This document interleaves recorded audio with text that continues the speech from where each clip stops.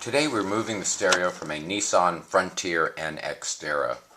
We're going to start with setting the parking brake and shifting to a lower gear.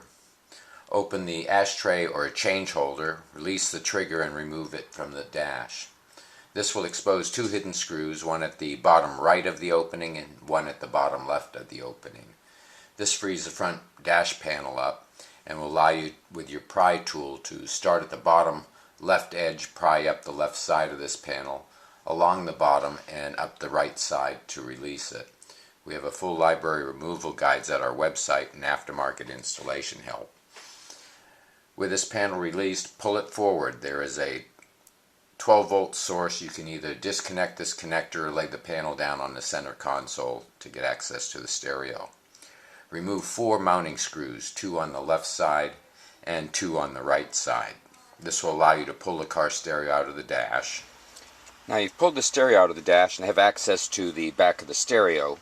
And in order to release these connectors, the main antenna, usually this is a universal antenna, and to remove most antennas you grasp it by the base and it just removes. To reinstall it, it just goes back in and push it in until it's tight.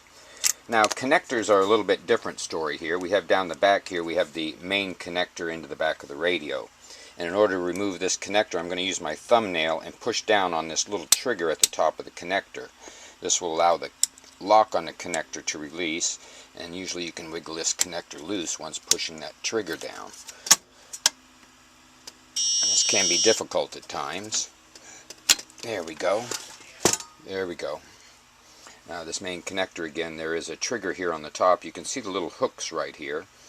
And these hooks go in and lock the connector into place, and to release that you push this trigger down, it lowers the hooks. This goes for most connectors.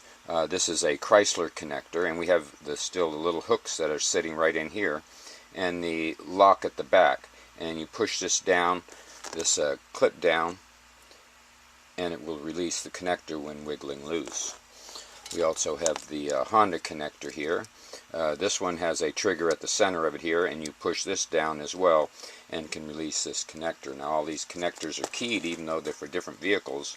Most connectors in the car are keyed differently, so they only go back to one spot, and there's no mistake of putting them in the wrong spot. This model Nissan has a standard antenna jack along with the normal triggers on the connectors. Hope this video has been helpful. Please subscribe, and thank you for watching.